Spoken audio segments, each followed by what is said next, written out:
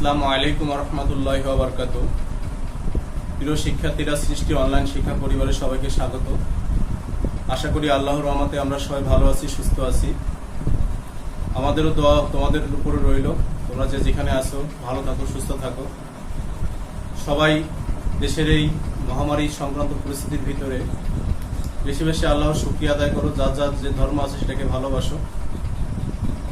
আর তোমাদের যে পড়াশোনার যে ব্যাপারটা আছে সেটা বেশি বেশি করার চেষ্টা করো, তাহলে তোমাদের বাসায় যে বোরিং ফিল করতেছো এই ধরনের সমস্যা হবে না আমি আশা করি। ঠিক আছে, আমরা আজকে আমাদের ক্লাসের দিকে চলে যাব। আমাদের আজকে হায়ার ম্যাথের ক্লাস, খুব গুরুত্বপূর্ণ একটা বেসিক শিখবো ইনশাআল্লাহ আমরা আজকে হায়ার ম্যাথে। আমি তোমাদের গত ক্লাসে বলেছিলাম যে বিন্দুর সাহায্যে যে ক্ষেত্রফল নির্ণয় করতে হয় তার সূত্রটা কিভাবে এসছে তার প্রমাণটা আমরা শিখবো ইনশাআল্লাহ। তো আমাদের আজকের ক্লাসটা শুরু হবে। আজকের ক্লাসটা হচ্ছে আমাদের 11.2 এর মূল বেসিক হচ্ছে ত্রিভুজের ক্ষেত্রফলের যে সূত্রটা আছে, বিন্দু সাপেক্ষে স্থানাঙ্ক জ্যামিতিতে ত্রিভুজের যে ক্ষেত্রফলের সূত্রটা কিভাবে এসেছে সেটার উপরে লেকচার দেব ইনশাআল্লাহ। তো আমরা আমাদের বইতেও সূত্রটা আসছে, সেখানেও আমরা দেখি, অনেকে দেখি না। এটা সূত্রগুলো থিওরিগুলো একটু বোঝার চেষ্টা করা বা বেসিকগুলো তাহলে মনে থাকে, তাহলে আমাদের অনেক উপকারও হয় এগুলো দেখতে পারলেই আর কি। তো আমরা এখন যেটা দেখব সেটা হচ্ছে যে সূত্রগুলোর থিওরি। মনে করো এটা হচ্ছে একটা এক্স অক্ষ,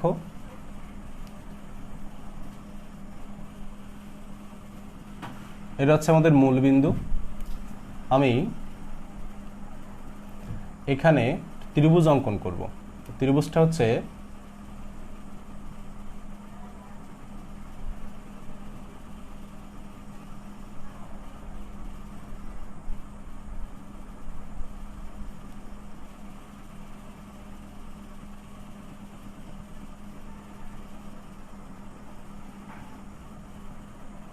দেখো শিক্ষার্থীরা, আমি একটা ত্রিভুজ নিয়েছি। এখানে এই ত্রিভুজটার নাম যদি আমি দিই, এটা যদি আমি নাম দিই এ, এটা যদি আমি নাম দিই বি, এটা নাম দিলাম হচ্ছে আমি সি। তিনটা ত্রিভুজ আমি এখানে নিলাম, এটা নাম দিলাম হচ্ছে সি। বিন্দুর মাধ্যমে, এবং এটা অবশ্যই স্থানাঙ্ক জ্যামিতির ক্ষেত্রে এই সূত্রটা কিভাবে প্রমাণ করতে হয় আমরা সেটার প্রুফ দেখতেছি আজকে, যে সূত্রটা কিভাবে আসছে বা প্রমাণটা কেমন হতে পারে সেটা আমি দেখানোর চেষ্টা করব। আমরা যেহেতু স্থানাঙ্ক জ্যামিতির মাধ্যমে নির্ণয় করব, তাহলে এই বিন্দুর স্থানাঙ্কগুলো আমরা দিই। এটা দিলাম x1, এটা y1, এটা x2, y2, এটা x3 আর y3। আমি তিনটা বিন্দুও দিলাম এখানে তোমাদের বোঝানোর জন্য, তিনটা বিন্দু নিলাম। বিন্দুগুলো দেখো আমি যেভাবে নিয়েছি ঘড়ির কাঁটার বিপরীত দিকে নিয়েছি। ঘড়ি যেদিকে ঘোরে বিন্দুগুলো দেখো ঠিক তার বিপরীত দিকে ঘুরতেছে। এ বিন্দু থেকে বি বিন্দুর কাছে, বি বিন্দু থেকে সি বিন্দুর কাছে, আবার সি বিন্দু থেকে এ বিন্দুর কাছে। এই অনুসারেই আমি বিন্দুগুলো নিয়েছি। থিওরিটা যেখানে প্রমাণ করা হয়েছে তোমাদের বইতে, তোমাদের বইয়ের পেজ নাম্বারটা হচ্ছে 252 পৃষ্ঠায় ত্রিভুজের ক্ষেত্রফল নির্ণয় সাধারণ যে সূত্রটা আছে, ঘড়ির কাঁটা বিপরীত দিকে সাজানো আছে আর কি। নেওয়া মানে কি সাজানো আছে, নিয়েছি বলে খারাপ দেখা যায়, যে বিন্দুগুলো এখানে সাজানো আছে। এখন ওই বিন্দুগুলোর প্রাথমিক অবস্থানগুলো আমাদের জানাটা খুব জরুরি। প্রথমত হচ্ছে আমার যে x1 বিন্দুটা এখানে আছে, তাহলে x1টা এখানে যে গিয়েছে আমি কিভাবে, আমরা কিছু চিত্র অঙ্কন করব। লম্ব টানলাম এখন। তো দেখো এখান থেকে লম্ব যদি আমি টানি, তাহলে এখান থেকে এই পর্যন্ত হচ্ছে x1। নিচের ছক দিয়ে বোঝানোর চেষ্টা করতে যেন তোমাদের ক্লিয়ার হয় বিষয়টা। তার মানে এখান থেকে এই পর্যন্ত হচ্ছে x1, আর এইটুক হচ্ছে আমাদের y1, এটুক হচ্ছে y1, এটুক হচ্ছে আমাদের y1। এই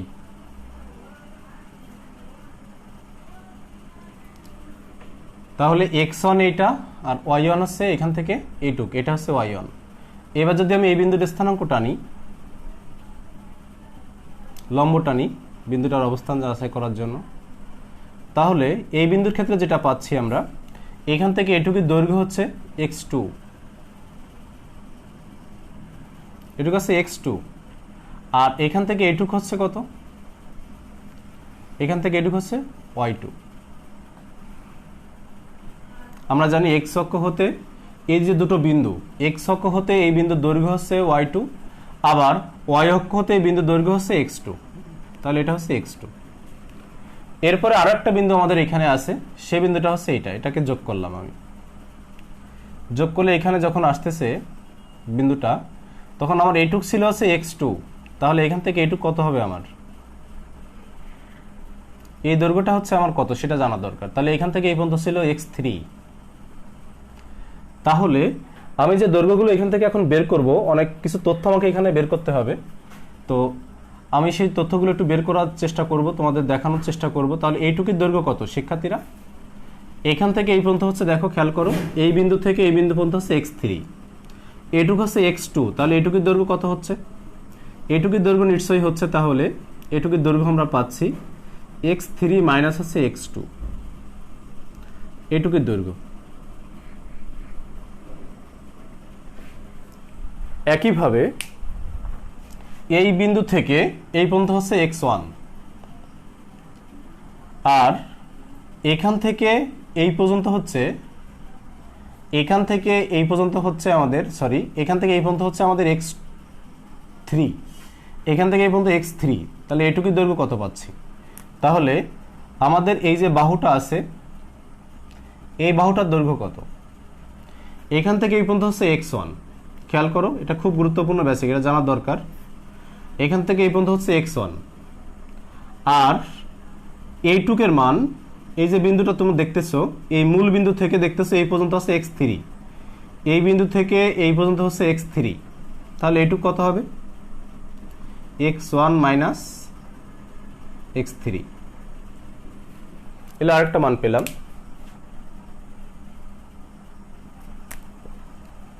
x1 মাইনাস x3, সেটা হচ্ছে এখান থেকে এই পর্যন্ত মানটা x1 মাইনাস x3, আর এখান থেকে এটুকের মান হচ্ছে x3 মাইনাস x2, এটুকুর দৈর্ঘ্য হচ্ছে x3 মাইনাস x2। আমাদের যে মানগুলো আমরা এখন ক্যালকুলেশন করতেছি এখান থেকে বোঝানোর জন্য তোমাদের, সেগুলো এখন দেখবো যে আমাদের ভুল যে চিত্রটা পাচ্ছি আমি, এ বি, এখানে একটা বিন্দু আমি এখন নতুন করে পেয়েছি, সেই বিন্দুর একটা নাম আমাকে দিতে হবে। এটা নাম দিলাম মনে করো ই। এখানে একটা বিন্দু আমি পেয়েছি, তার নাম দিলাম এফ। এখানে একটা বিন্দু পেয়েছি, তার নাম দিলাম আমি হচ্ছে G. A B C D E F G. দেখো, তবে ফুল যে চিত্রটা পেয়েছো তোমরা, এ বি ই জি, ফুল চিত্রটা হচ্ছে একটা ট্র্যাপিজিয়াম। ফুল চিত্র এ বি ই জি, এই ফুল চিত্র হচ্ছে একটা ট্র্যাপিজিয়াম। যদি চিত্রটাকে আমি একটু বোঝাই তোমাদের এখানে এনে, মানে এই যে চিত্রটা আমি পেয়েছি এখান থেকে তোমাদের যদি দেখানোর চেষ্টা করতেছি যে এটা আমি যে চিত্রটা পেয়েছি সেটা হচ্ছে এটা ট্র্যাপিজিয়াম, এটার নাম হচ্ছে এ, এটার নাম বি, এটার নাম হচ্ছে আমাদের ই, এটার নাম হচ্ছে আমাদের জি। এই হলো আমাদের ফুল চিত্র।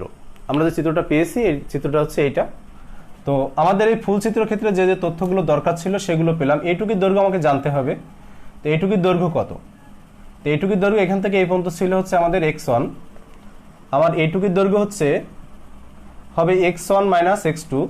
আমার এখান থেকে এই পর্যন্ত ছিল হচ্ছে, খেয়াল করো শিক্ষার্থীরা, এখান থেকে এই পর্যন্ত ছিল হচ্ছে, এটা একটু বোঝাই, আমি একটু ঝামেলা হচ্ছে, এইটুকুর দৈর্ঘ্য কত যদি আমার কাছে চায়, এইটুকের দৈর্ঘ্য যদি আমার কাছে চাওয়া হয় এইটুকুর দৈর্ঘ্য কত, তাহলে এই মূল বিন্দু থেকে এই পর্যন্ত ছিল x1, আবার মূল বিন্দু থেকে এই পর্যন্ত ছিল হচ্ছে x3। তাহলে এইটুকুর দৈর্ঘ্য হচ্ছে আমাদের x1 মাইনাস x3। আমি যদি মান দিয়ে বোঝাই, মনে করে এইটার মান ছিল হচ্ছে 10, আর এখান থেকে এটার মান ছিল হচ্ছে আমাদের 7, x3 মানটা মনে করো ছিল 7, তাহলে এইটুকির মান কত হবে? 3। 10 থেকে যদি 7 চলে যায় তাহলে এইটুকির মান থাকে হচ্ছে 3। এখন মনে হয় অনেকের বিষয়টা ক্লিয়ার হবে আশা করি, এখন যেটা দেখালাম। তাহলে এইটুকির দৈর্ঘ্য আমরা জানি, এইটুকির দৈর্ঘ্য আমরা জানি। এখন সম্পূর্ণ যে ট্র্যাপিজিয়ামটা ছিল এখান থেকে আমি মুছে দিয়েছিলাম তোমাদের বোঝানোর জন্য, তাহলে এখান থেকে এইটুকির দৈর্ঘ্য কত সেটা আমাদের জানতে হবে। এখান থেকে এইটুকির দৈর্ঘ্য কত, তাহলে এটা যেহেতু ছিল আমাদের, এইটা সম্পূর্ণটা ছিল হচ্ছে আমাদের, এখান থেকে এই পর্যন্ত ছিল হচ্ছে আমাদের x1, আর এখান থেকে এই পর্যন্ত x1 থাকার কারণে এইটুক ছিল হচ্ছে আমাদের x2। x2 আমার এইটুকুর দৈর্ঘ্য লাগবে, তাহলে x1 এখান থেকে এই পর্যন্ত ছিল হচ্ছে আমাদের x1, সেখান থেকে x2টা চলে গেল, তাহলে থেকে যাচ্ছে হচ্ছে আমাদের x1 মাইনাস x2। আগেরটা আমার 3 হয়ে গিয়েছিল, আবারও বলতেছি এইটুকুর দৈর্ঘ্য, তার মানে হচ্ছে এইটুকুর দৈর্ঘ্য হচ্ছে 10, আর এইখান থেকে এইটুকুর দৈর্ঘ্য মনে করো হচ্ছে 2, তাহলে এইটুকুর দৈর্ঘ্য কত হবে? তাহলে 10 থেকে যদি এটুকুর দৈর্ঘ্য ছিল 10, এটা ছিল 2, তাহলে 10 থেকে যদি 2 চলে যায় তাহলে এখান থেকে এটুকুর দৈর্ঘ্য থাকে হচ্ছে 8। আমার মনে হয় বিষয়টা এখন ক্লিয়ার, তোমাদের আর বুঝতে কষ্ট হওয়ার কথা নয়। আমি দেখো ভূমি, আমাদের উদ্দেশ্য কি আসলে? আমি যেটা বের করতেছি থিওরি প্রমাণ করতেছি। তো থিওরি প্রমাণটা করার উদ্দেশ্য কি আসলে? উদ্দেশ্যটা এটা, আমাদের অনেক শিক্ষার্থী আছে যারা দশম শ্রেণীর পরীক্ষার্থী বা পরীক্ষা দিয়েছে, বা অনেকে দশম শ্রেণীতে স্টাডি করে, নবম শ্রেণীতে স্থানাঙ্ক জ্যামিতি কমপ্লিট করেছে, কিন্তু এর থিওরিটা কিভাবে আসছে এটা 80% শিক্ষার্থী আমরা বুঝি না বা বুঝতে চাইও না, সূত্র মুখস্থ করে এটা লিখে দিই। কিন্তু এটা তোমাকে যখন এইচএসসিতে যেতে হবে তখন এটার জন্য তোমার বেশ বেগ পেতে হবে, ঝামেলা হতে হবে তোমার অনেক, তুমি আসলে রিয়েলটা জানো না। তো আমরা যেটা আজকে জানবো যে আমাদের উদ্দেশ্য কি মনে আছে তোমাদের, এ বি সি, আমাদের উদ্দেশ্য কিন্তু এই ক্ষেত্রফলটা নির্ণয় করা। এই ক্ষেত্রফলটা আমাদের নির্ণয় করা হচ্ছে আমাদের উদ্দেশ্য। আমরা মূলত এই ক্ষেত্রফলটা কি বের করব, এটা হচ্ছে আমাদের উদ্দেশ্য। আমি যেটুকু মার্ক করে দিলাম, এই ক্ষেত্রফলটুকু হচ্ছে আমাদের বের করতে হবে। তার জন্য আমরা এত কষ্ট করতেছি। আমরা একটা পুরো একটা ট্র্যাপিজিয়াম পেয়েছি, তার নাম হচ্ছে এ বি ই জি, এর সবগুলো ভূমির দৈর্ঘ্য বের করেছি আমরা। দেখো এই যে চিত্রটা, এই অংশ যেটা, এটা একটা ট্র্যাপিজিয়াম, এই অংশ আর একটা ট্র্যাপিজিয়াম। এখন এই যে অংশ, এই অংশের ভূমি দেখো কতটুকু, এখান থেকে এই পর্যন্ত ছিল আমাদের x3, আর এটুক ছিল x1, তাহলে x3 থেকে x2, তাহলে x3 থেকে x2 বাদ দিলে যেটা থাকে সেটা এটুকের ভূমি। এবার এটুকের ভূমি কত, এখান থেকে মূলবিন্দু থেকে এই পর্যন্ত ছিল হচ্ছে x3, সেখান থেকে আমার এখান থেকে এইটুক ছিল হচ্ছে আমার, এই ভুল বলেছি আমি, মূলবিন্দু থেকে এই পর্যন্ত ছিল x1, সেখান থেকে এইটুক হচ্ছে আমাদের x3, এই যে x3, তাহলে এইটুকুর দৈর্ঘ্য কত হচ্ছে x1 মাইনাস x3। আবার এখান থেকে এইটুকুর দৈর্ঘ্য আমার চা হচ্ছে, এই যে এইটুকুর দৈর্ঘ্য, কেন? আমার মূল চিত্র বরাবর যে ভূমিটা পাচ্ছি তার দৈর্ঘ্য হচ্ছে এইটা। ট্র্যাপিজিয়ামের বেসিকটা সংজ্ঞায় যদি আমরা বলা হয়, ট্র্যাপিজিয়ামের ক্ষেত্রফল অষ্টম শ্রেণী থেকে আমরা শিখি। এই ট্র্যাপিজিয়ামের ক্ষেত্রফল কি? তো আমি যদি বলি ট্র্যাপিজিয়ামের এই বাহুটা হচ্ছে এ, এই বাহুটা হচ্ছে বি, আর এটার নাম দিলাম হচ্ছে মনে করো সি, তাহলে এর ক্ষেত্রফল কি হবে? ক্ষেত্রফল হচ্ছে half of A plus B into হচ্ছে সি। ট্র্যাপিজিয়ামের ক্ষেত্রফলের সূত্র সমান্তরাল বাহুদ্বয়ের সমষ্টির যোগফল ইন্টু হচ্ছে উচ্চতা বাই 2। সমান্তরাল বাহুদ্বয়ের সমষ্টির যোগফল, সমান্তরাল বাহুদ্বয়ের সমষ্টির যোগফল ইন্টু উচ্চতা। এইবার এই উচ্চতা যদি আমরা বলি তাহলে আমাদের অনেক ভুল হয়ে যায়। তখন আমি পরামর্শ দিই শিক্ষার্থীদের যে তোমরা সবসময় বলবা যে সমান্তরাল বাহুদ্বয়ের মধ্যবর্তী দূরত্ব। মধ্যবর্তী দূরত্ব হচ্ছে কোনটা? এখান থেকে এটা মধ্যবর্তী দূরত্ব, দেখো এখান থেকে এটা মধ্যবর্তী দূরত্ব, এটাও যা, এই মধ্য দূরত্বগুলো কখনো চেঞ্জ নেই। এই এক অসংখ্য যে দৈর্ঘ্যগুলো তোমরা পাচ্ছ এই বরাবর, দেখো সবগুলো দৈর্ঘ্য দেখো একই রকম হচ্ছে, এগুলোকে আমরা বলতেছি উচ্চতা, মানে হচ্ছে সেই মধ্যবর্তী দূরত্ব। এখন এইগুলো দৈর্ঘ্য যা, এটা দৈর্ঘ্য দেখো ঠিক তাই, সি এর দৈর্ঘ্যটাও তাই। এজন্য আমরা আবার অভ্যস্ত করতে করতে যে এরকম ট্র্যাপিজিয়াম দিই, আমরা এরকম ট্র্যাপিজিয়াম নিয়ে এখান থেকে একটা উচ্চতা ধরি এইচ, বা আমি এটাকে যদি এখন ধরি সি, তাহলে আমার এই ট্র্যাপিজিয়ামের এই বাহুটা এ, এই বাহুটা বি, তাহলে এর ক্ষেত্রফলটা কত হবে? এর ক্ষেত্রফলটা হচ্ছে half of A plus B into হচ্ছে সি। দেখো সমান্তরাল বাহু হচ্ছে এই দুইটা, আর উচ্চতা হচ্ছে এইটা, মধ্যবর্তী দূরত্ব বলি আমরা এটাকে উচ্চতা না বলে বলবো মধ্যবর্তী দূরত্ব। তাহলে আমাদের যে ভুল হওয়ার সম্ভাবনাটা ছিল সেটা কম হয়ে যাবে, আমাদের ভুলটা হবে না আর কি। এজন্য আমরা সবসময় এদিকে খেয়াল রাখবো। আমি আবারও বলতেছি, এই যে এটা হচ্ছে সমান্তরাল বাহুদ্বয়ের মধ্যবর্তী দূরত্ব, ইন্টু আকারে যে মানটা থাকে, দেখো এখানেও ঠিক তাই, এখানে সমান্তরাল বাহুদ্বয়ের মধ্যবর্তী দূরত্ব হচ্ছে সি, ইন্টু আকারে যে মানটা আছে। তাহলে ট্র্যাপিজিয়ামের ক্ষেত্রফলের যে থিওরিটা আছে এটাও বেশ সহজ, আমি এদিকে যাচ্ছি না, আমাদের যেটা উদ্দেশ্য সেটা এখন করব। আমার উদ্দেশ্য হচ্ছে এই কালার দেওয়া যে অংশটুকু আছে এই অংশটুকুর ক্ষেত্রফল নির্ণয় করা। এখন তাহলে ফলাফলের দিকে যাচ্ছি। আমি সংক্ষেপে তোমাদেরকে যেটা বের করে দেখাবো সেটা হচ্ছে ত্রিভুজ এবিসি, ত্রিভুজ এবিসি এর ক্ষেত্রফল। ত্রিভুজ এবিসি এর ক্ষেত্রফল সমান লিখতেছি, দেখো ত্রিভুজ এবিসি এর ক্ষেত্রফল সমান কি লিখবো? সম্পূর্ণ ট্র্যাপিজিয়ামের ক্ষেত্রফল, যেটা সম্পূর্ণ ট্র্যাপিজিয়ামটা কত? এ বি, সম্পূর্ণ ট্র্যাপিজিয়ামের ক্ষেত্রফল হচ্ছে A B E F, sorry EG, ABEG ট্র্যাপিজিয়ামের ক্ষেত্রফল, তাহলে সম্পূর্ণ ক্ষেত্রফলটা হচ্ছে ABEG, পুরো চিত্র যে ক্ষেত্রফলটা, এই ক্ষেত্রফল থেকে বাদ যাচ্ছে হচ্ছে আমাদের দুই অংশের ক্ষেত্রফল। এই অংশটুকের ক্ষেত্রফল ACFG আর এই অংশের ক্ষেত্রফল BCFE, এই দুটো অংশের ক্ষেত্রফল আমরা বাদ দেব। তাহলে সম্পূর্ণ চিত্রটা হচ্ছে আমার ABEG, এর থেকে আমার এটুকুর অংশ আমি বের করব। তাহলে আমি আবারও বলতেছি, সম্পূর্ণ ক্ষেত্রফল থেকে যদি আমি এই অংশ এবং এই অংশ বাদ দিই তাহলে ত্রিভুজের ক্ষেত্রফলটা থেকে যাবে। তাহলে বিয়োগ হচ্ছে ACFG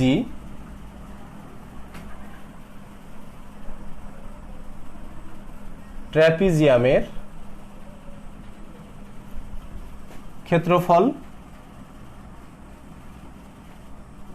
মাইনাস আরেকটা বাদ যাবে, সেটা হচ্ছে এটা BEFC ট্র্যাপিজিয়ামের ক্ষেত্রফল।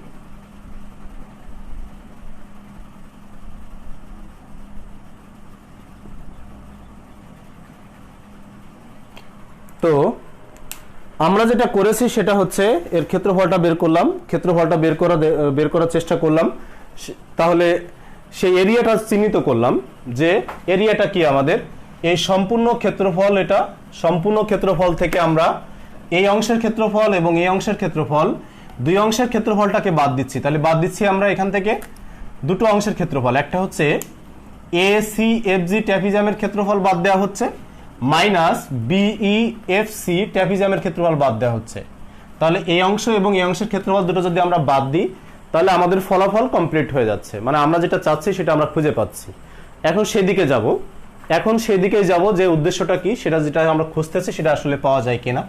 তো শিক্ষার্থীরা ভালো করে খেয়াল করবা, ABEG এই ট্র্যাপিজিয়ামের বিন্দুগুলোর যে দ্বারা যে চিত্র অঙ্কিত হয়েছে তার দৈর্ঘ্যগুলো দেখতেছি আমরা। ABEG ট্র্যাপিজিয়ামের সমান্তরাল বাহু কোনটা? ABEG এই ট্র্যাপিজিয়ামের সমান্তরাল বাহু হচ্ছে একটা AG আর একটা হচ্ছে B। আমি যদি একটু চিত্র তোমাদের এখানে আরো একটু এঁকে দেখাই,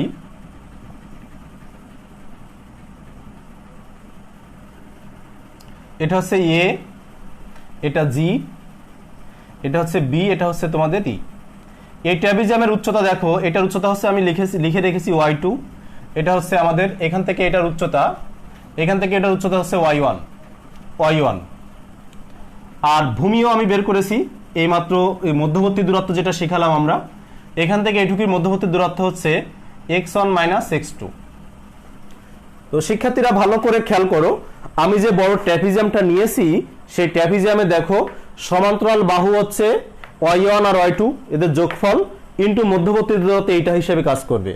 মধ্যবর্তী দূরত্ব এখানে x1 - x2, তাহলে ট্র্যাপিজিয়ামের ক্ষেত্রফল half into y1 plus y2 into মধ্যবর্তী দূরত্ব হচ্ছে x1 - x2। এই প্রথম এইটুকির ক্ষেত্রফল আমরা লিখলাম, এই ট্র্যাপিজিয়ামের ক্ষেত্রফল হচ্ছে এইটা, মূল ট্র্যাপিজিয়াম, সরি, এরপরে বিয়োগ চিহ্ন। এইবার এই ছোট ট্র্যাপিজিয়ামটার ক্ষেত্রফল, এই ট্র্যাপিজিয়ামটা দেখো ওর ভিতরে একটা ছোট ট্র্যাপিজিয়াম আছে, সেটা কেমন আমরা যদি এখন সেটাকে দেখাই, যে ছোট ট্র্যাপিজিয়ামটা এখন দেখতে পাচ্ছ তোমরা এইটুক, তার মানে এই y1 ঠিক আছে, আমি শুধু এখান থেকে একটা রেখা টেনে নিয়ে আসলাম, এই বরাবর মনে করো আমি দিলাম।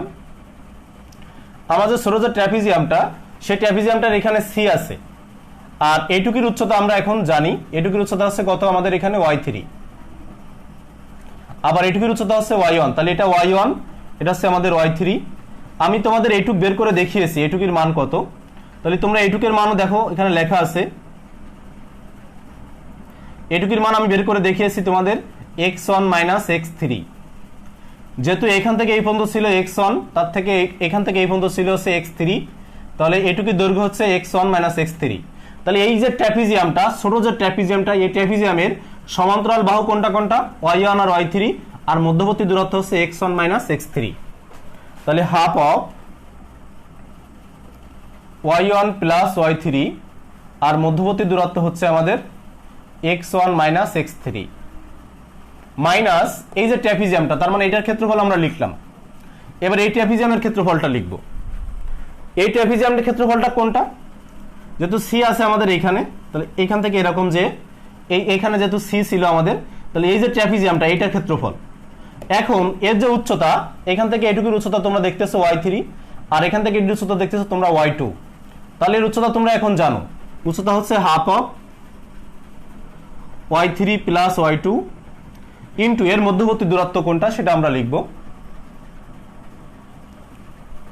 এর মধ্যবর্তী দূরত্ব এটুকের মান কত? এটুকের মান আমি এখানে বের করে রেখে আসছি, x3 minus x2, x3 minus x2।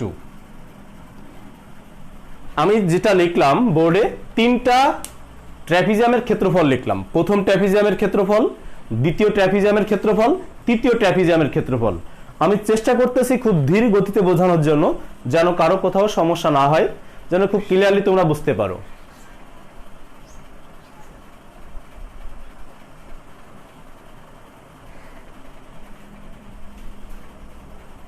এখন সবার কাছ থেকে দেখো যেটা কমন যাচ্ছে আমাদের, হাফ হাফ হাফ, সবার কাছ থেকে হাফ কমন যাচ্ছে। তাহলে কি থেকে যায় সেগুলো আমি যদি এখন লিখি, তাহলে এখান থেকে গুণ করে করে আমি একবারে লিখব। এটার সঙ্গে এটাকে গুণ করো, তাহলে x1 দিয়ে এই দুটোকে গুণ করতেছি আমরা। তাহলে x1 y1 plus x1 y2, x1 দিয়ে গুণ করলাম, এবার মাইনাস y2 দিয়ে গুণ করব, minus x2 minus x2 y1, এরপরে হচ্ছে মাইনাস x2 y2। এটুকুর গুণ শেষ হলো চারটা পদের মাধ্যমে। x1 দিয়ে যদি আমরা গুণ করি তাহলে x1 y1 লিখেছি আমরা, প্লাস আবার x1 দিয়ে যদি গুণ করি x1 y2, আবার মাইনাস x2 দিয়ে যদি গুণ করি x2 y1, x2 y1 minus, আবার প্লাস মাইনাসে মাইনাস x2 y2। এটার কাজ শেষ হলো, মাইনাস চিহ্ন দিলাম। যেহেতু আমাদের এর পার্টে মাইনাস চিহ্ন আছে, তাহলে আমি এখানেও মাইনাস রেখে দিচ্ছি, তোমাদের পরবর্তী অসুবিধা না হয় বুঝতে। এখন এটা দিয়ে গুণ করতেছো তোমরা, x1 দেখে গুণ করলে হয় x1 y1 plus x1 y3 minus x3 দিয়ে গুণ করতেছি আমরা। শিক্ষার্থীরা বলতে পারো স্যার y1 আগে লিখলে হবে না? হ্যাঁ, লেখা যাবে, তোমার ইচ্ছা। তো আমরা x কে আগে লিখি।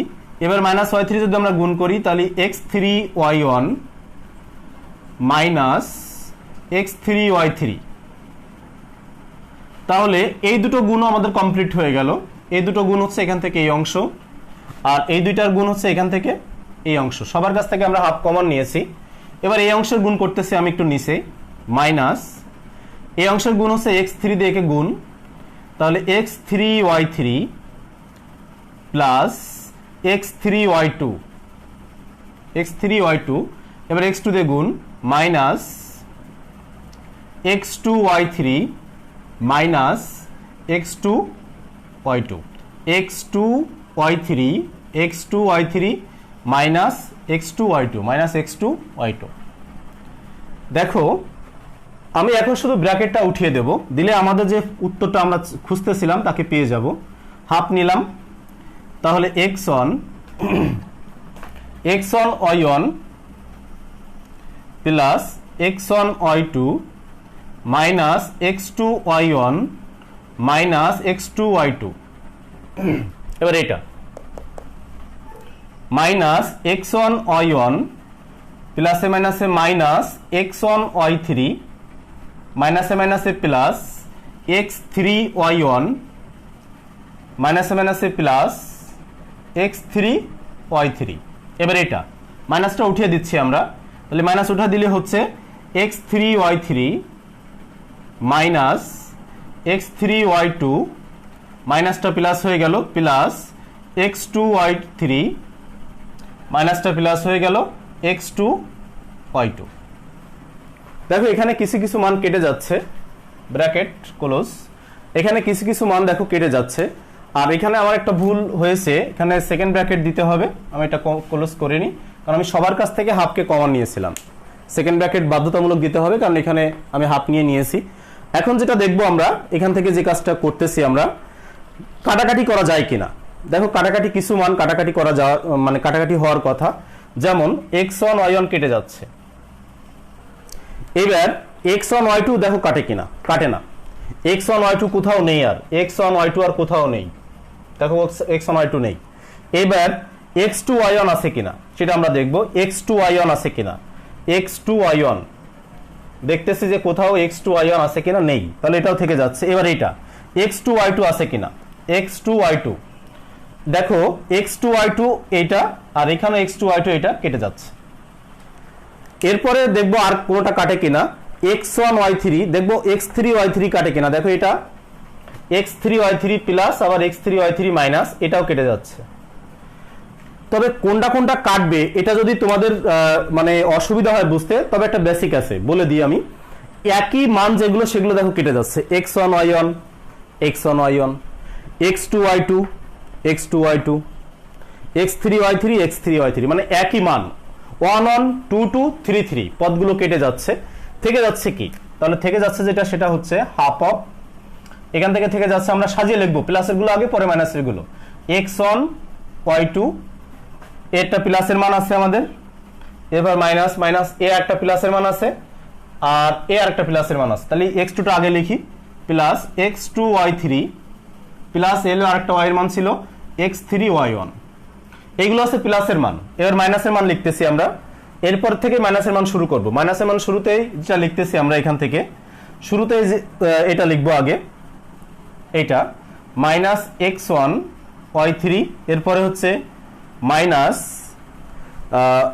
x1 লিখেছি, এবার x2 দেখবো আগে, x2 তাহলে মাইনাস x2 y1, এরপরে আর মাইনাসের আরেকটা থেকে যাচ্ছে আমাদের, সেটা হচ্ছে এখানে মাইনাস x3y2।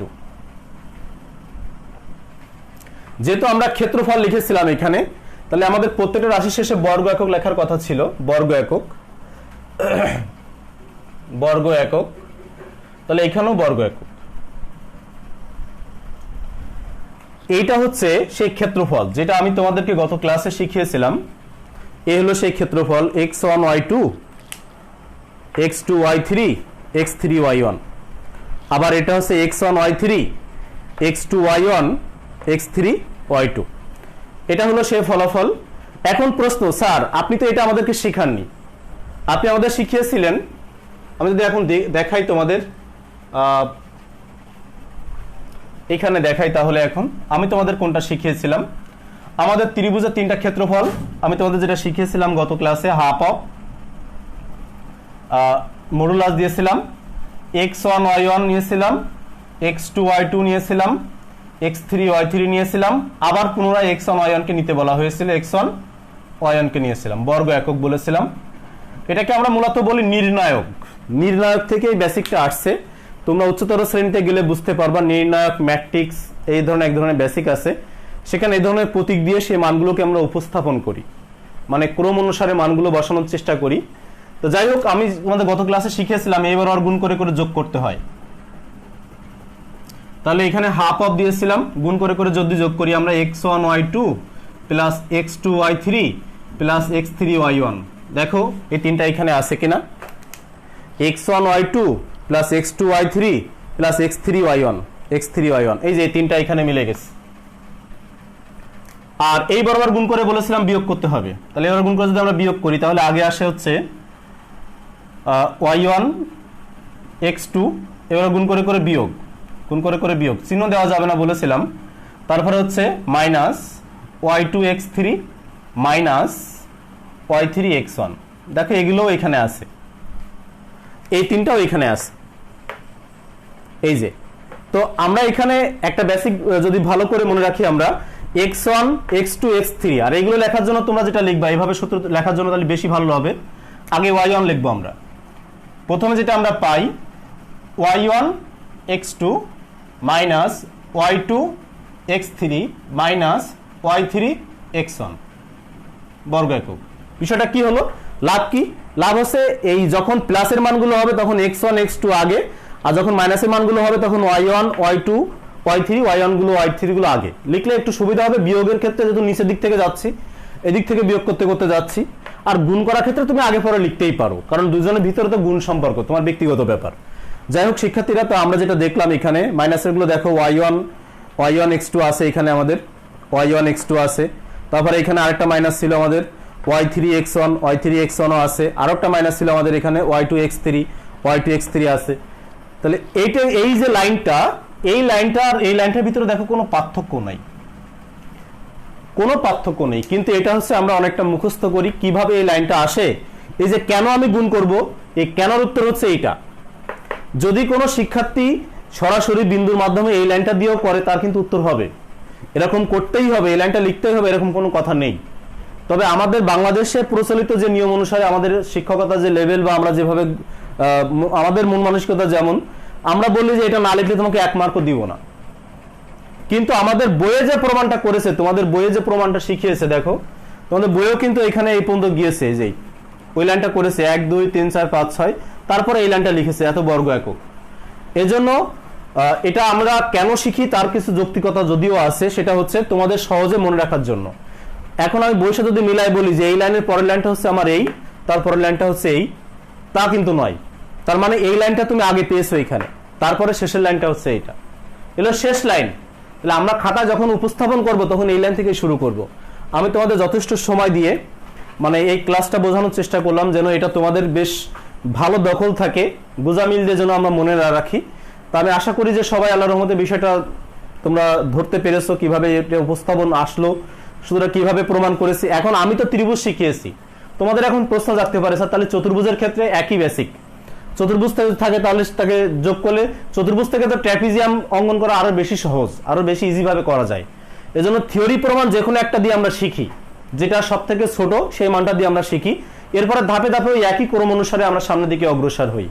তাহলে শিক্ষার্থীরা আমরা যেটা শিখলাম আল্লাহর অশেষ রহমতে, এই থিওরি প্রমাণটা আমাদের কাছে এখন আল্লাহর রহমতে কমপ্লিট। কিভাবে এটা আসে সেটা আমাদের এখন নখদর্পণে চলে আসলো, এই আর কি। আমি তোমাদের আজকের ক্লাসে এটা শেখাতে চেয়েছিলাম, এটা আজকে আমরা শিখে ফেললাম। এরপরে হচ্ছে আমাদের এখানে কিছু অঙ্ক এখনো বাকি আছে, কয়েকটা অঙ্ক আমরা রেখে দিয়েছিলাম, আমি তোমাদের কিছু অঙ্ক করতেও বলেছি। আগের ক্লাসগুলোতে যারা দেখেছো তারা সে সম্পর্কে অবশ্যই ধারণা পাবে যে কোন অঙ্কগুলোর সম্পর্কে হিন্টস দেওয়া হয়েছে তোমাদের।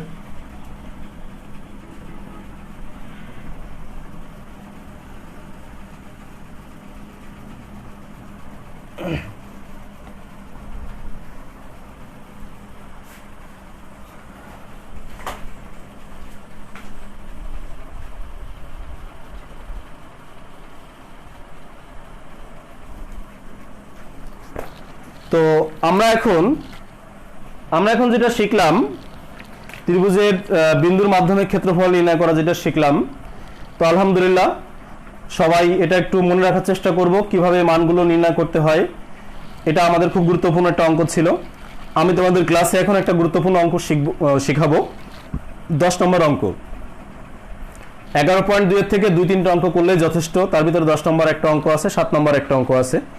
যদি শুধুমাত্র এই দুটো অঙ্কও কোনো শিক্ষার্থী করো আর কোনো অঙ্ক না করতে চাও তাহলে কোনো সমস্যা নেই, কারণ এই দুটো অঙ্কের ভিতরে সব ধরনের বেসিক কমপ্লিট হয়ে যায় এবং আমরা আমাদের ধারণা যেগুলো দরকার সেগুলো আমাদের ভিতরে কমপ্লিট হয়ে আসে।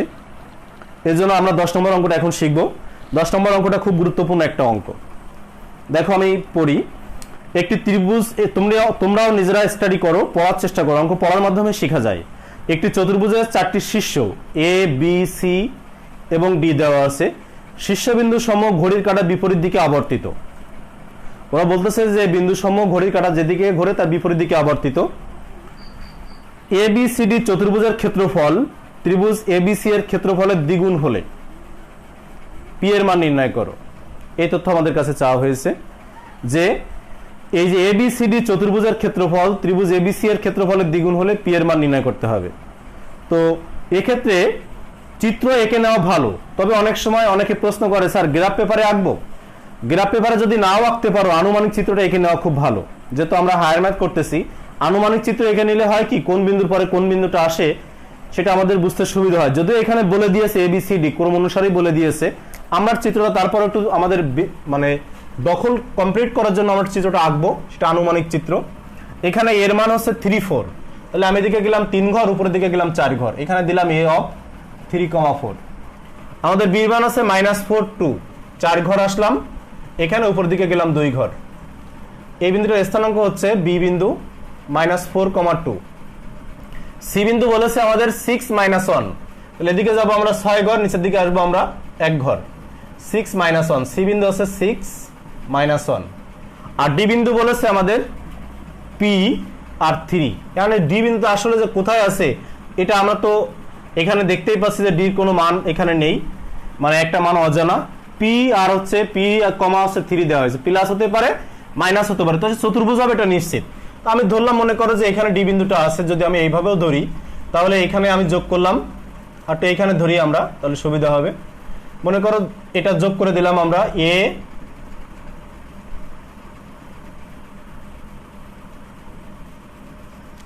এটা হচ্ছে আমাদের এ বি আর এটা হচ্ছে সি।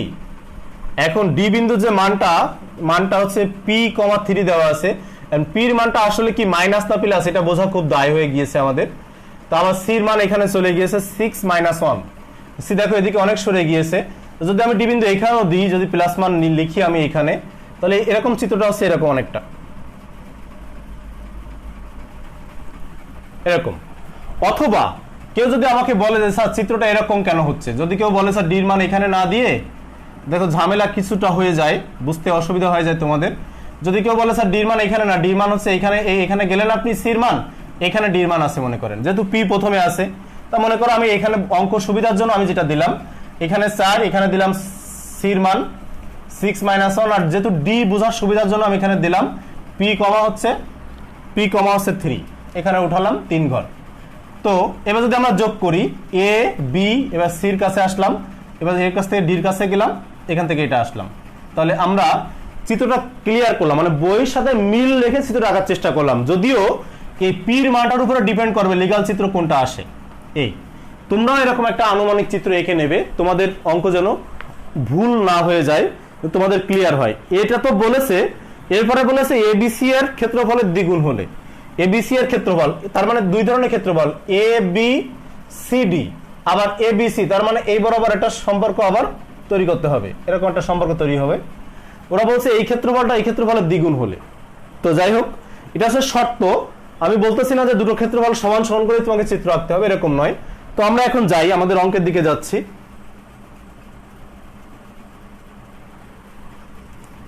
এখানে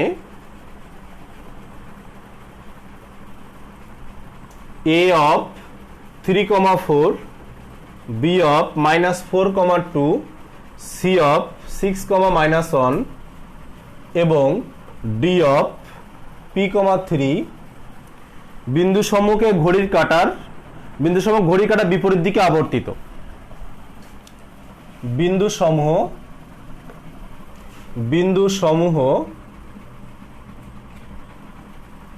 ঘড়ির কাঁটার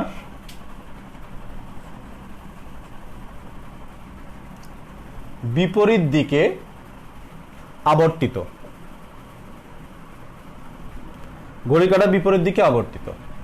আমাদের 2 ধরনের ক্ষেত্রফল বের করতে হবে, এবিসিডি এর ক্ষেত্রফল আর এবিসি ত্রিভুজের ক্ষেত্রফল।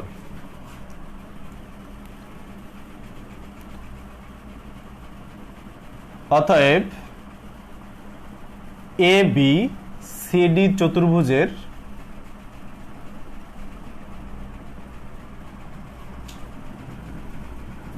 বিন্দু সমূহ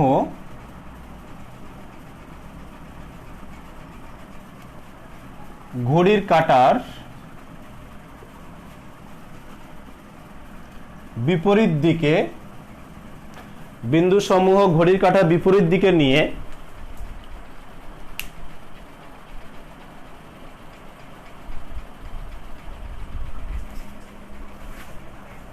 এবিসিডি চতুর্ভুজের বিন্দু সমূহ ঘড়ির কাঁটার বিপরীত দিকে ঘুরিয়ে বা নিয়ে, বিপরীত দিকে আবর্তিত করে তোমরা নিতে পারো, বিপরীত দিকে নিয়ে ক্ষেত্রফল সমান হাফ অফ, এখানে যেটা মান সরাসরি বসাতে পারো তোমরা, সে মানগুলো হচ্ছে 3, 4, বির মান হচ্ছে কত -4, 2, সির মান হচ্ছে 6, -1 আর ডির মান হচ্ছে P3। আবার যেহেতু এর মানের কাছে ফিরে যাচ্ছি 3 এবং 4, এই হলো এত বর্গ একক। যদি কোনো শিক্ষার্থী মনে করে স্যার আমি বিন্দুগুলোকে x1 মনে রাখার জন্য x1 y1 x2 y2, এটা দরকার নেই, কারণ আমাদের বইতেও এটা ফলো করিনি। আমাদের বইতে দেখো অনেক অঙ্ক আছে, বইওয়ালারা এটা ওইভাবে ফলো করিনি যে আমাকেও তোমাদেরকেও লিখতে হবে। যেমন 14 নম্বর একটা অঙ্ক আছে তোমাদের এখানে, 14 নম্বর অঙ্কে সরাসরি দেখো এখানে মান লিখেছে, এজন্য তোমরাও লিখবা, তোমাদের ক্ষেত্রে এটা সমস্যা নেই। ঘড়ি কাটা বিপরীত দিকে নিয়ে চতুর্ভুজের ক্ষেত্রফল লিখে দিলেই হবে, এই আর কি। নিয়ে চতুর্ভুজের ক্ষেত্রফল আমার এখানে লেখা হয়নি, যে চতুর্ভুজ বিন্দু সম ঘড়ি কাটা বিপরীত দিকে নিয়ে এই চতুর্ভুজের ক্ষেত্রফল প্রতীক দিলাম। এখন বেসিকে যাব আমরা। স্যার এই বরাবর গুণ করে করে আমি বলেছিলাম, এখন আর চিহ্ন দেওয়া যাবে না, গুণ করে করে যোগ। তাহলে 3 দুগুণী হয় হচ্ছে 6, মাইনাসে মাইনাসে প্লাস হয়ে গেল, 4 1 4, এটা গুণ করেছো। 3 6 হচ্ছে তোমাদের 18, প্লাস পি দিয়ে গুণ করলে হয় 4p। আর এই বরাবর গুণ করে করে হচ্ছে বিয়োগ লিখতে হবে, তাহলে মাইনাস, যেহেতু এখানে মাইনাস একটা অলরেডি আছে, তাহলে মাইনাস 16, আর এই মাইনাস মাইনাসে প্লাস 16 হয়ে গেল। আবার বলতেছি, এই মাইনাসের কারণে হলো মাইনাস 16, সূত্রের মাইনাস ছিল এখানে, মাইনাসটা প্লাস হয়ে গেল। একইভাবে এবার মাইনাস 12, মাইনাস পি কিন্তু হয়ে গেল প্লাস পি, এই মাইনাস হওয়ার কারণে মাইনাস 9, 3 3 9 বর্গ একক। এখানে আমি আর মডুলাস চিহ্ন দেইনি, তবে যেহেতু আমাদের বইওয়ালারা দেয়নি, আমরাও দেই না, তবে আমার পক্ষে দেওয়া উচিত, বা যেহেতু আমাদের শ্রেণীতে নেই তাই আমরা স্যাররাও দিই না, তবে তোমরা দিলেও ভুল হবে না। মানে এই যে মডুলাসটা হুট করে কোথায় গেল প্রশ্ন করতে পারে শিক্ষার্থীরা। তো আমরা দুটো প্রশ্নের 2 ধরনের উত্তর আমরা শিক্ষকরা দিয়ে থাকি। একটা হচ্ছে ক্ষেত্রফল, যেহেতু জায়গা পরিমাপ করা হচ্ছে, ক্ষেত্রফল কখনো ঋণাত্মক হতে পারে না, এলো প্রথম কথা। দ্বিতীয় কথা হচ্ছে মডুলাস ব্যবহার করার অর্থ হচ্ছে যে তুমি মডুলাস একবার ব্যবহার করেছো, ওই একবার ব্যবহার করেছো সেই অনুপাতে যতবারই মাইনাস চিহ্ন আসুক না কেন উত্তর তোমার প্লাস লেখা যাবে। আবার এইচএসসি তে যখন আমরা পড়ি তখন মডুলাস কিন্তু শেষ পর্যন্ত টেনে যায়, একদম লাস্টের লাইন পর্যন্ত টেনে দেওয়া হয়। তাহলে আমরা কোনটা করব? তোমাদের বইতে যেহেতু দেয়নি মডুলাস, তোমরাও দেওয়ার মানে তোমরাও দিতে যেও না, তোমরা এই পর্যন্ত লেখেই ক্যালকুলেশন করার চেষ্টা করো। তাহলে এখানে আর এই চিত্র আঁকাটা জরুরি নয়, আমি আবারও বলতেছি, চিত্রটা আঁকতে হচ্ছে আমাদের বোঝার জন্য। কারণ অজানা মান দেওয়া থাকলে কখনো বইওয়ালারাও চিত্র আঁকতে বলে না। যেহেতু এখানে ডির মানটা তুমি জানো না, তখন তোমার করতে হবে কি, তখন যে নামটা বলে দিবে, যেমন বইতে নাম বলে দিয়েছে তোমাদের ABCD, সেই নাম অনুসারে তোমার বিন্দুগুলো পাতন করতে হবে। আর একটা বলেছি ABC, নাম অনুসারে। আমি আঁকলাম তোমাদের বোঝানোর জন্য, তোমাদের বুঝতে যেন অসুবিধা না হয়, যে বিন্দুগুলো প্রথমে আমি এই বিন্দু নিয়েছি, তারপরে এই বিন্দু, তারপরে এই বিন্দু, তারপরে এই বিন্দু, আবার এর কাছে ফিরে গিয়েছি। এই ঘড়ির কাটা একবার কমপ্লিট হয়েছে, বর্গ একক। এখন আমরা যোগ বিয়োগ করব। যোগ বিয়োগ করলে আমাদের যেটা দাঁড়ায় সেটার ফলাফল হচ্ছে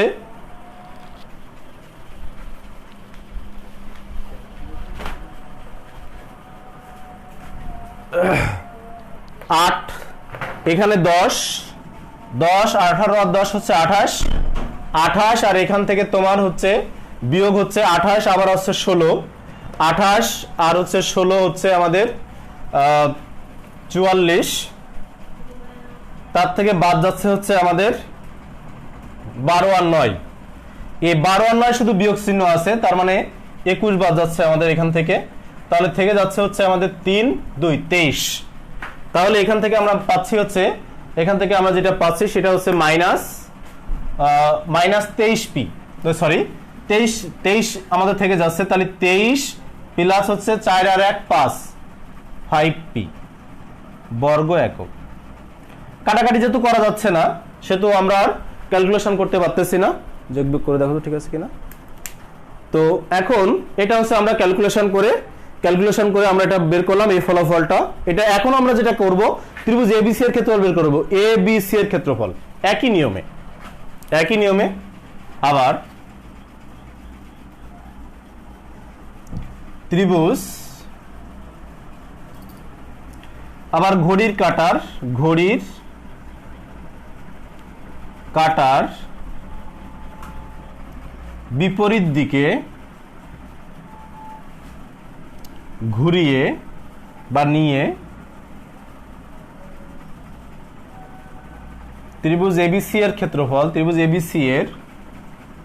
ক্ষেত্রফল সমান হাফ অফ, এবার ABC এ আছে 3 4, B হচ্ছে আমাদের -4 2, আর C হচ্ছে আমাদের 6 1, আবার এ রিপিট হবে 3,4 বর্গ একক।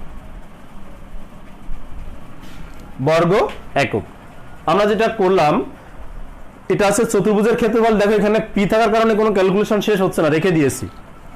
আবার এবার ত্রিভুজের ক্ষেত্রফল বের করব আমরা, করে দুটোকে কম্পেয়ার করতে হবে।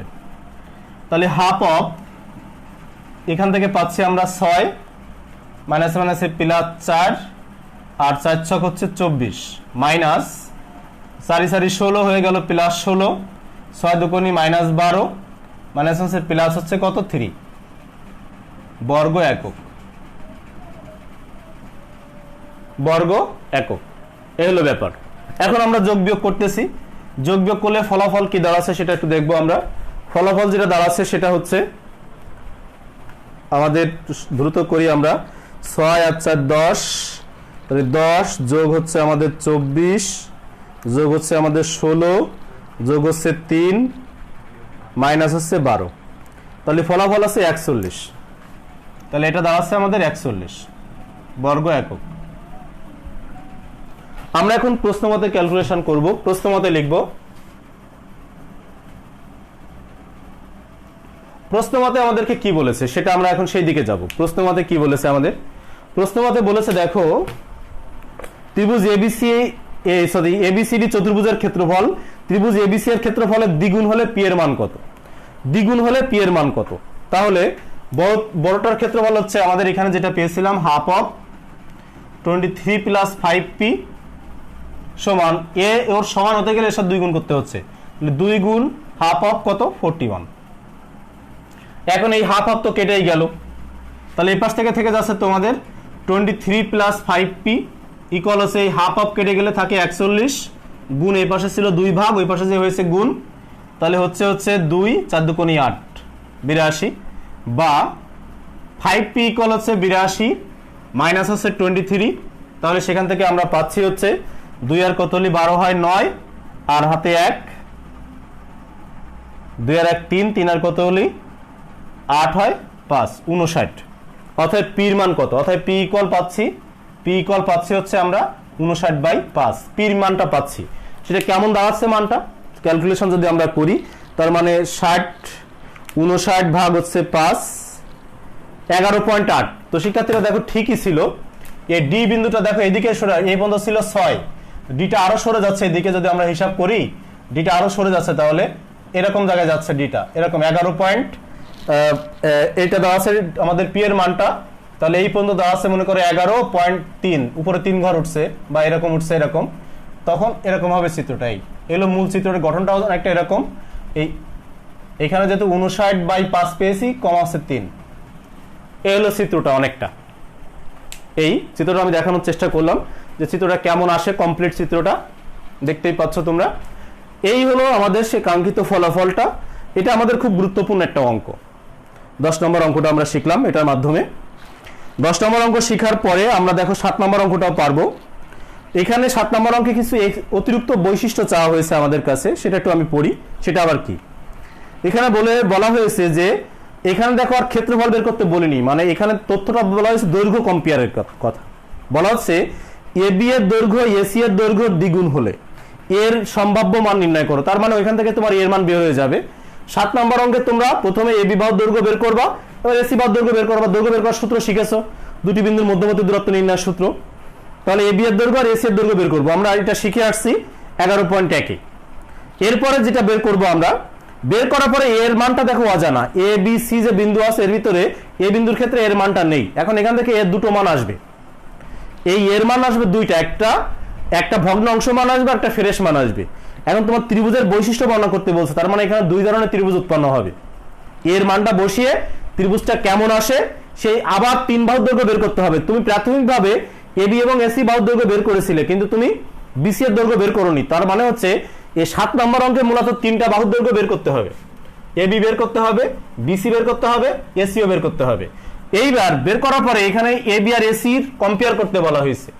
এবি আর এসি এখানে কম্পেয়ার করতে বলা হয়েছে দ্বিগুণ সম্পর্ক দিয়ে। বলা হয়েছে এবি এর দৈর্ঘ্য এসি এর দৈর্ঘ্য দ্বিগুণ। তাহলে এবি এবং এসি দিয়ে সম্পর্ক কম্পেয়ার করতে বলা হয়েছে। এখান থেকে মান পাওয়া যাবে এর অজানা মানটা, সেই মানটা বসালে ত্রিভুজের বৈশিষ্ট্য নির্ণয় করা যাবে। তো এর মাধ্যমে 11.2 অঙ্কগুলো আমরা কমপ্লিট করলাম।